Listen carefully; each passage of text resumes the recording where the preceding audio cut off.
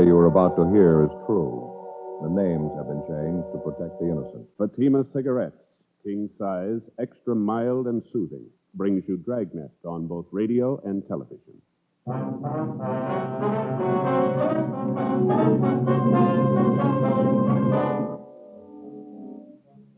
You're an investigating sergeant. You're assigned to Traffic Division, AID. Death and tragedy is forecast for the people of your city. You don't know who the victims will be.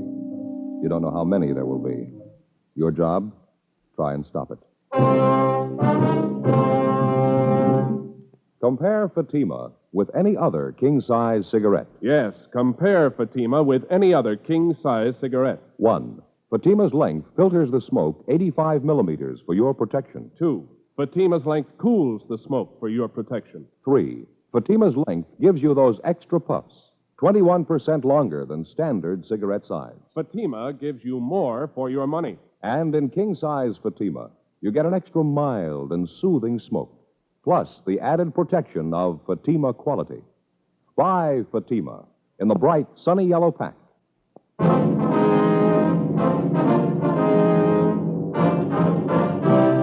Dragnet, the documented drama of an actual crime.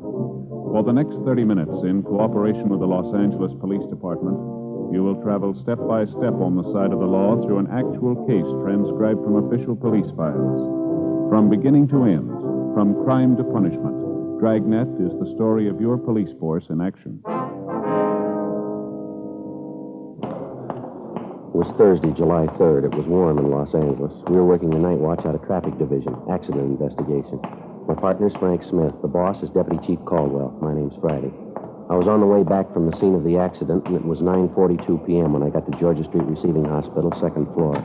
Treatment room 5. Joe? Hi. How's it going? Not too good. How are they? Bad, all four of them. Girl who was riding in the front seat, both legs crushed. Oh, no. Talking to Doc Hall, nothing he can do. Gonna have to amputate. That's a shame. All the parents been notified? Yeah, they're on their way down now. Cigarette? Yeah, thanks. I got a match. All right, thank you. Still touch and go with the kid who was driving, the Wheeler boy. Doc doesn't give him much of a chance. Possible to get a statement from him? No, still unconscious.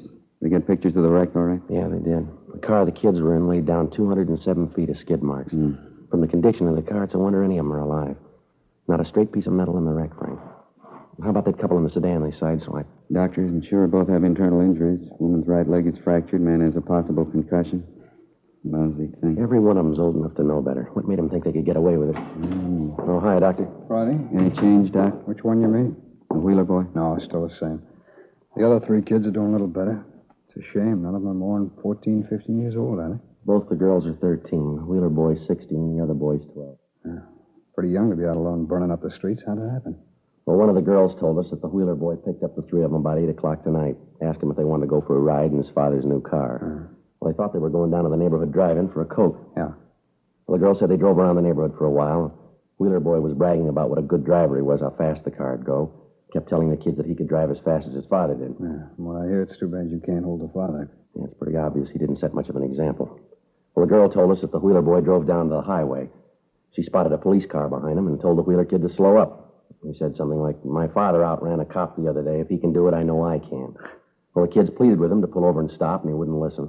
Told him to shut up and hang on, that he'd show him some real fancy Had driving. to chase him more than 19 miles, Doc. Car in pursuit radioed in for help. We tried to block off the intersections ahead of them. They were just going too fast. How'd the boy crack out? Sideswiped the sedan with that old couple in it. Lost control of the car, went into a skid. The car hit the curb, blew a tire, piled head-on into a parked truck. The impact drove the engine of the truck right back into the cab. I never saw anything like it. The car the kids were in is almost broken in half. Well, I've done everything I can for him. I'll keep the Wheeler boy in the critical room. Nurses in there with him now. I'll move the other three back into the ward. We want to make our report, Doc. You got an MT slip on it? Yeah, I just finished it. It's right in here. Thank you. You know, I got a 16-year-old boy, Friday. Every time I make one of these things out, I say a prayer. Yeah. Hope they never have to make one out for my boy. Well, excuse me. I better go back in there and check on that youngster. All right, Doc. Thanks. Look at this MT, Frank. Everything in the book. What's that? Listen. Grace Andrews, 13 years, occupation student. Fractured jaw, teeth knocked out, facial cuts, internal injuries, crushed pelvis, and shock. Here's the next one. Nancy Haynes, 13 years, occupation student. Deep facial cuts, compound fractures of the right and left legs, crushed chest, possible concussion and shock. The other boy, Walter Stewart, 12 years, occupation student. Deep facial cuts and contusions, shock and possible concussion. Fractured ribs, possible puncture of the left lung, left hand severed above the knuckles. Here's the slip on the Wheeler boy. Charles Wheeler, 16 years, occupation student. Crushed forehead, possible spinal fracture, both legs broken. Fractured ribs, broken pelvis, deep facial cuts, severe internal injuries, and shock. My name's Wheeler. Where's my boy? What have they done with him? All right, take it easy, Mr. Wheeler. Doctor will be out in a minute. I don't want the doctor. I want to see my boy. Where is he? What happened anyway? Would you keep your voice down, please? The doctor will see you in a minute. He's with your son now. Who are you? What do you know about it? Police officers. Your boy had an accident. We're investigating I it. know he had an accident. They already told me that. Whose fault was it? Who ran into him? Nobody ran into him, Mr. Wheeler. The accident was his fault. What do you mean it couldn't have been? That boy's a good driver. I taught him myself. Would you keep your voice down, please? Look, I want to get to the bottom of this thing. I want to see my boy. What are you stalling me for? Nobody's stalling you, sir. You can see your boy as soon as the doctor okays it. I'm going to take him to my own doctor. I wouldn't trust my boy in a place like this. Who ordered him here anyway? We did. It was an emergency. The ambulance took him here from the scene of the accident. Well, you still haven't told me how it happened. Now, why do you say it was his fault? Why are you accusing him? It was his fault, Mr. Wheeler. There's no doubt about it. He was speeding, and a police car tried to catch him. He tried to outrun him. In the process, he ran into a parked truck. I knew it wasn't his fault. Sir? So he was going a little too fast. Charlie's a good driver. Why'd you have to chase him? Probably the cause of the whole thing. You're the ones to blame. All right, take it easy, Mr. Wheeler. Take it easy, nothing. Why couldn't you let the kid alone? He can drive as well as I can. Think I'd let the kid have my new car if he couldn't handle it? What about a driver's license, sir? Your son have one? Well, no, I didn't have a chance to get him one. Too busy to take him down there for the test. It's a stupid thing anyway. Any moron can pass it. The point is, you didn't have to chase him. He wasn't hurting anybody, was he? I taught him how to drive. He drives just like I do.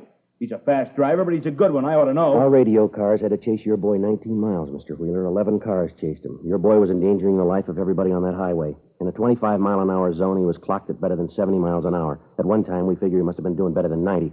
He went through a dozen boulevard stops. He barely missed a woman pedestrian. The woman had a baby in her arms. Just before he cracked up, he sideswiped another car, an old couple in it. They're in this hospital, too, and they're hurt. They're hurt bad.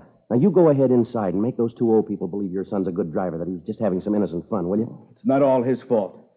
He probably wouldn't have done it if you didn't chase him. I know my boy can handle a car. I've raced cops myself once in a while. Charlie was with me. He's cool. He knows what he's doing behind the wheel. Just because you drive fast doesn't make you a bad driver. It helps. Frank? Yeah, Doc. Can you spare a minute? What is it? This is Mr. Wheeler, father of the boy who was driving the car. This is Dr. Hall. Where's Charlie? I want to see him. I'm sorry, sir. You'll have to wait a few minutes. He's lost a lot of blood. They're giving him another transfusion. What's the matter with him? How bad is he hurt? Here's the report. Read it yourself. What kind of treatment you giving him? You sure you know what you're doing? I think so. I've been on this job for 11 years. That's how long I've been dealing with fools like you. What? I heard you ranting and raving out here at these offices. Well, let me tell you this, mister. All three of you were wrong. That boy of yours lying in there isn't to blame. You are, his own father. You were driving that car tonight. I heard you ranting out here. You taught him how to drive. He can drive as well as you can. He's cool. He knows how to handle a car. You taught him how to race cops. Well, the results are inside, Mr. Wheeler. Look here, I don't want any sermons from you. I want to see my boy. I want to see him right now. You're not going to get any sermons from me. They wouldn't help you. But I'm going to tell you what's on my mind. I've seen your kind for years. I've sewed them up, I've patched them up, and I've pulled a sheet over their face. So far, you're lucky it hasn't happened to you. You're on borrowed time. Must be true what they say. The good Lord takes care of the fools and the drunks. Well, I can tell you now I wouldn't feel half as bad if it was you inside there on that bed instead of your son. Oh, when are people like you going to learn? When are you going to learn? I came down here to see my son. You're not impressing me a bit. Well, then maybe you ought to come down here some weekend, some holiday. Maybe that'd impress you. You stand inside that treatment room with me and watch them come over that table. A lot of them come in married and go out widowed, all kinds, all ages. They pull them out of the wrecks and they drag them in here and they expect miracles from us. They're battered and broken, and some of them you have to look twice because it's hard to tell they're human beings. You know who's responsible, Mr. Wheeler? You know who? Arrogant, egotistical, good, fast drivers like you. Well, I'm sick of you, Mr. Wheeler. I'm sick of the whole rotten, stupid mess. I'm sick of fools like you. Dr. Hall? Yeah. See you a moment, please. Yeah, all right.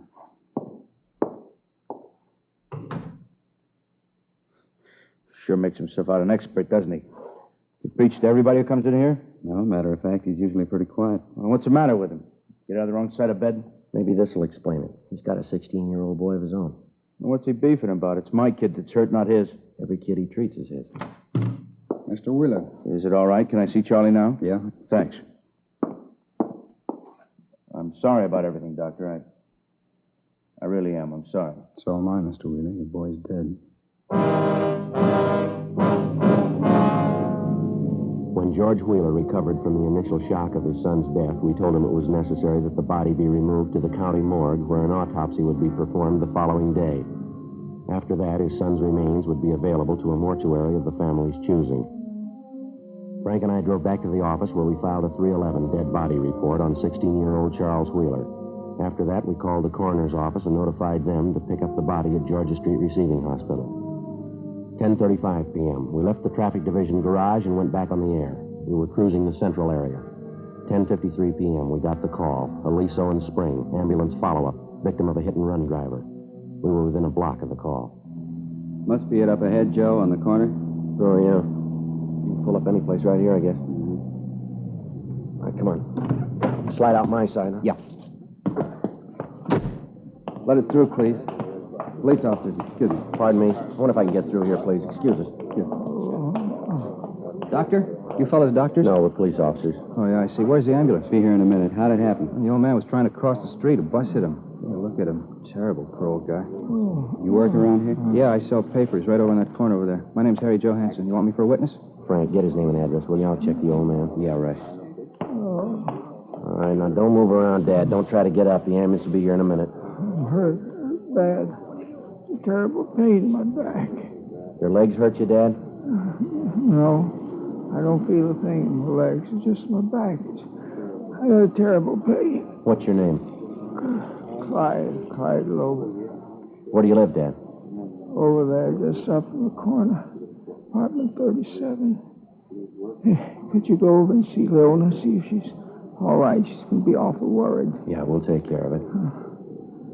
You been drinking, Dad? Well, just a nightcap. The doctor said I ought to have a glass of port every night.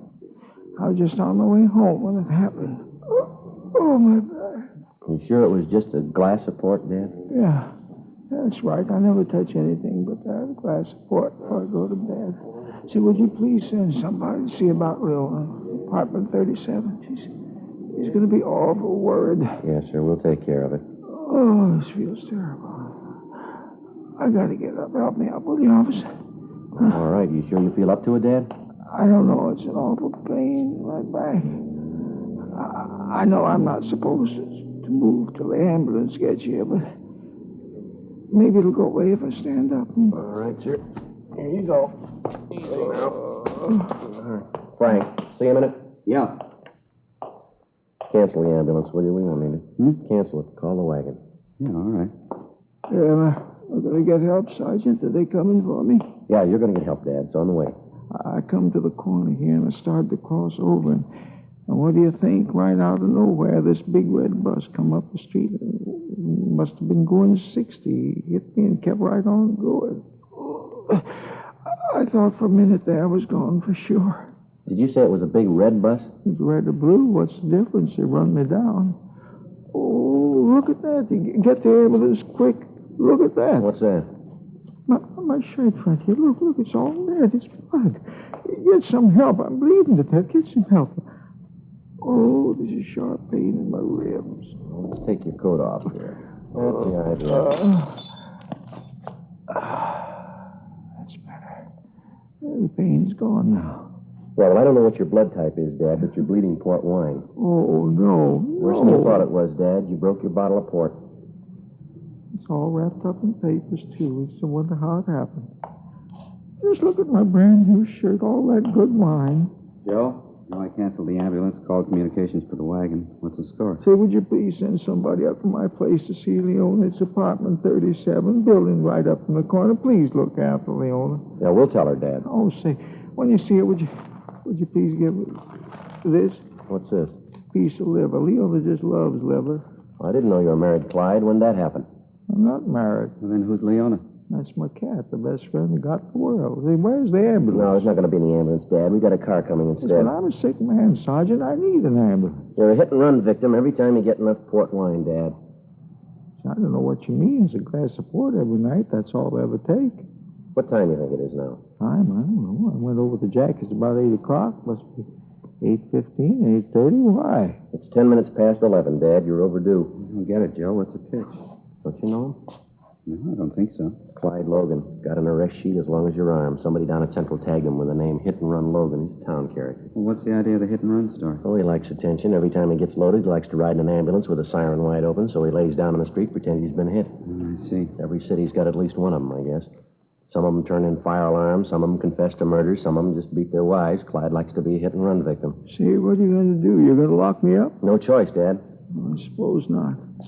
Say, would you talk to the jailer and see if I could get my old job back? I mean, anything in the kitchen. I like to work in the kitchen. Yeah, all right, we'll talk to him. And now, just one more thing. Yeah? Would you go see Jackie Martin for me? Place right up the street there. You see the sign there? Yeah, uh-huh. Jackie's old-time wine shop. That's the place. Well, you go in there and you ask for Jackie. You tell him that I sent you. See, you can say that he's not going to get any more of my business. You tell him I won't even pay him what I owe him. Well, what's the matter, Dad? Why are you mad at him? Well, I got good enough reason. All the trade that I've given him and all the money I spent there and double-crosser.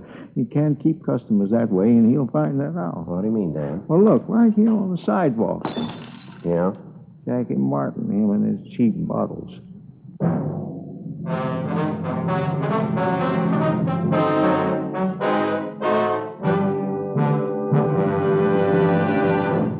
You are listening to Dragnet, authentic stories of your police force in action. Friends, because of its quality, its extra mildness, its better flavor and aroma, more smokers coast to coast are switching to king-size Fatimas every day. Yes, more smokers coast to coast are finding that in Fatima, the difference is quality. Now, here's the practical way to prove Fatima quality yourself. Compare Fatima with any other king-size cigarette. 1. Fatima's length filters the smoke 85 millimeters for your protection. 2. Fatima's length cools the smoke for your protection. 3. Fatima's length gives you those extra puffs, 21% longer than standard cigarette size. Fatima gives you more for your money. And in king-size Fatima, you get an extra mild and soothing smoke, plus the added protection of Fatima quality. Remember, more and more of your friends are switching to king-size Fatimas. Compare them yourself. King-size Fatima, extra mild and soothing, plus the added protection of Fatima quality. Look for the bright sunny yellow pack. Buy king-size Fatima.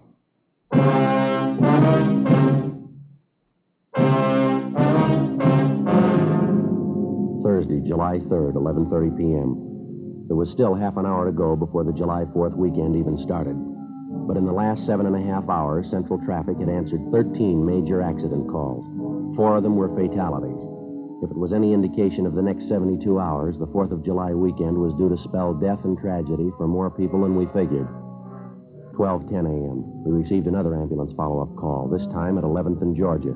A young couple on a motorcycle trying to beat the stop signal had crashed headlong into the side of an eastbound bus. One was taken to the hospital, one was taken to the county morgue. 12:20 a.m. After taking care of the necessary reports, we impounded the motorcycle. The next half hour was fairly quiet. 12:55 a.m., we went off the air and stopped to have a cup of coffee. 1:15 a.m., we called back in service. We continued cruising the central area. At 1:48 a.m., 12 minutes before quitting time, we got a call for Wilshire and Toberman Street, an ambulance follow-up, city property damage, motor officer. 1:15 a.m., we arrived at the scene. Approximately 20 feet from the southwest corner, a police motorcycle was sprawled on the street. The front of it was demolished. About 30 feet from the motorcycle, lying face down in the street, was the figure of a man in a police uniform. All right, would you step back, please? Up on the sidewalk. Please, everybody, back up there on the sidewalk, please. Help me. Please. All right, don't try to move, fella. It's Brian. Hey, Mike. Mike? Tried to miss it. Couldn't help it. All right, take it easy now. Don't try to talk. Ambulance is on the way, Mike. Don't kid me, Joe. My chest hurts. Hey, unbutton my collar. Can't breathe. Yeah, all right, sure, Mike. Come on, take it easy now. Don't move. Chasing this car. Cream convertible. Man, woman. I think he was a 502. Big chase. Red light. Siren. All right, now take it easy, Mike. Relax, will Other you? car turned right in front of me. I saw it. Nothing I could do. Couldn't stop. Turned right in front of me. Evelyn. Gonna go see her. Evelyn. She's waiting. All right, will you take it easy, Mike? Don't talk and don't move. This will work out all right. Take it easy. Joe. Evelyn. Joe. Mike. Joe, got a coat here. Slip it under his head. It'll be more comfortable. No, he doesn't need it, Frank. He's comfortable.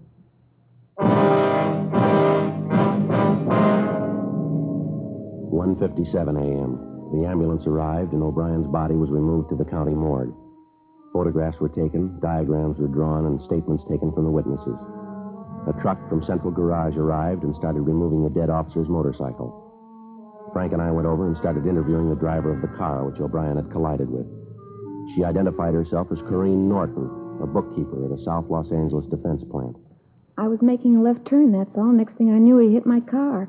You can see what he did to it. Who's going to pay for the damages? We can talk about that later, Miss Norton. Our first concern is we'd like to find out what happened. Well, there's nothing to it. I already told you. This cop ran into me. There wasn't anything I could do. Well, would you start from the beginning, please, and tell us exactly what happened here? From the beginning of what? I told you. He ran into my car. What more do you want to know? Sorry it happened, but I couldn't help it. Look at my car. How am I going to get to work in the Will you morning? please tell us what happened here, miss, just as near as you can remember? Well, I was going down this way on Wilshire on my way home. I started to make a left turn onto Toberman, and this cop on the motorcycle drove right into me. Wasn't anything I could do. His fault. I couldn't help it. Could we see your operator's license, please? Certainly. Let's see it. There's someplace. Yeah, here it is. Do you want to read it off, Frank? Yeah. California operator's license number V208-927. Okay, got it. Corrine, C-O-R-I-N-N-E-M, Norton. 10,033 Ruth Ellen, Los Angeles. 10,033? Right. Female, 5'3.5", 123 pounds. Born February 18th, 1909. Blue eyes, brown hair. Must wear adequate glasses. Just a minute. Okay. You have your glasses with you, Miss Norton? Well, yes, right here in my purse. I really don't have to wear them. I can see just as well without them. Were you wearing your glasses at the time of the accident? Yes, I was. I took them off right after the accident. Here they are, right here in my purse. See? Miss Norton, we understand the motorcycle officer had his red light and siren in operation at the time of this accident. Did you see it or hear it? No, I didn't hear any siren, and I certainly didn't see any red light. Then when's the first time you saw the officer, ma'am? When he hit me. He seemed to come out of nowhere. He was going very fast. You say you were in the process of making a left turn. Is that right, Miss Norton? Did you give a hand signal indicating that you were going to turn? Of course I did. I always do. You touched your car since the accident. What do you mean if I touched it? Was your car just like it was when you were driving it prior to the accident? Yes, I suppose it is. I mean, with the exception of the damage he did. You're sure you gave a hand signal, Miss Norton? Of course I am. What's this all about, anyway? Well, if your car's exactly the way it was before the accident, and you're telling us the truth here, how do you account for the fact that the left-hand window of your car is still rolled up here? What?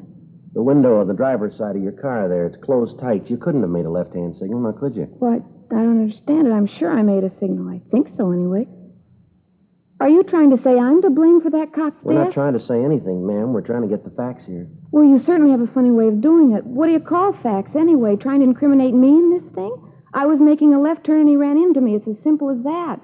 I don't know what you're so excited about. The man just died, Miss Norton. We're trying to find out why. Well, why ask me? I didn't kill him. Speeding along on a motorcycle like that. He shouldn't have been going that fast anyway. That's his job, ma'am. That's what they pay him for. He was chasing a drunk driver. All right, that's his job. He knew it was dangerous when he took it. Yes, ma'am. Part of his job, that's what we pay him for. Well, he's dead, Miss Norton. Who's going to pay him for that? 2:15 a.m. A traffic car took Corrine Norton downtown to the station where her statement was to be taken and a further investigation made. Frank and I contacted Sergeant Joe Whitehead of the medical detail and informed him of Mike O'Brien's death. He told us he'd notify the business office and the parents of the dead officer. Because of our close association with O'Brien, we happened to know that he planned to get married July 15th, the first day of his vacation. The girl he was going to marry was an Evelyn Monroe. She lived in the Silver Lake district. We told Whitehead that we'd notify her. 2:30 p.m. Frank and I drove out Sunset Boulevard to the girl's house. Oh, hi, Frank. Joe. Oh, Is Mike with you? Well, no, he isn't, Evelyn. Well, come on in. Have some coffee. I'm just waiting for Mike. All right, thank you. Guess Mike's a little late tonight. Come on in. How do you like your coffee? Cream and sugar? Black will be all right, thanks. Both of us. Look at the dining room table. Pretty nice, isn't it?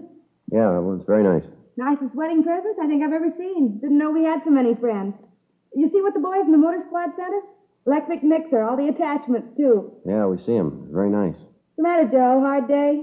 Yeah, it was. It was a tough one. Oh, you're just like Mike. When he gets off work, he's grumpy as a bear. I don't know why.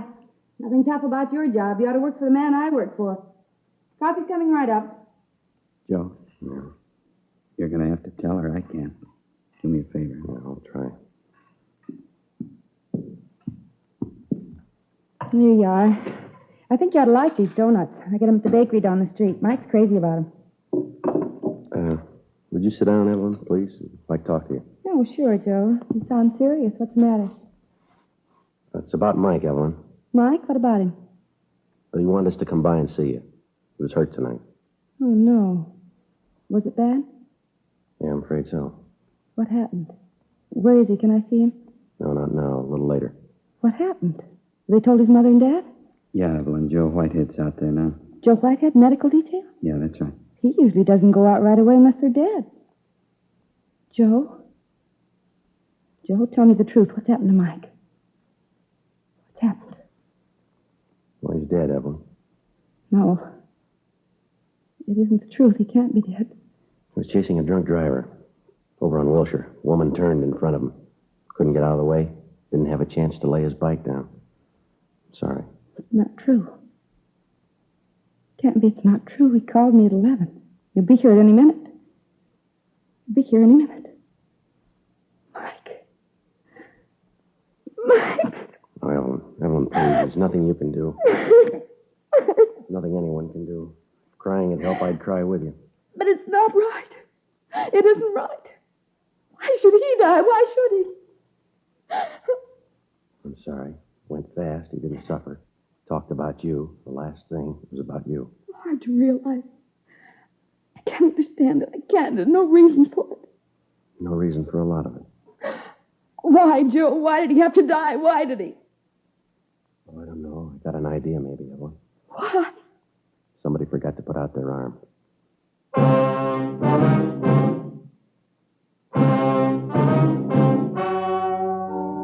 The story you have just heard was true.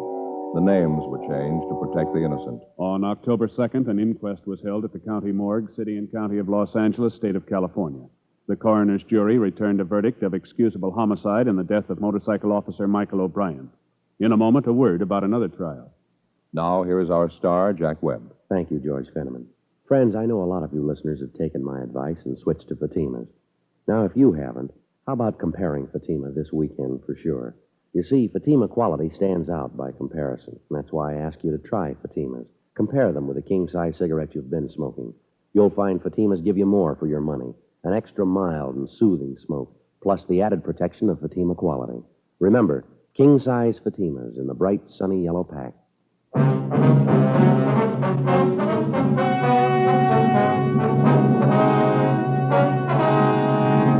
Normally, at this time, we give you the result or outcome of legal proceedings against a person or persons for criminal action. You've already heard the results of the documentary cases portrayed on Dragnet tonight.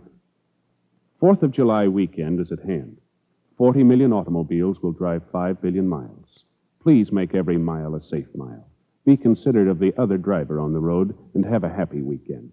We don't want to read your name on Dragnet's trial page.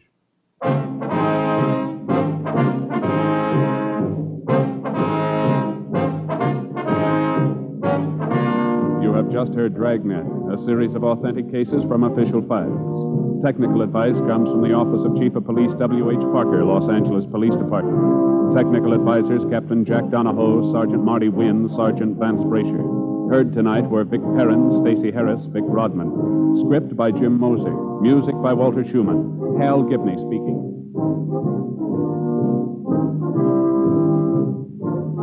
Ladies and gentlemen, you may now read Dragnet every day on the comic page of your favorite newspaper. Please consult your local daily paper. King Size Fatima has brought you Dragnet, transcribed from Los Angeles. Yes, adventure is yours tonight with Counter Spy on NBC.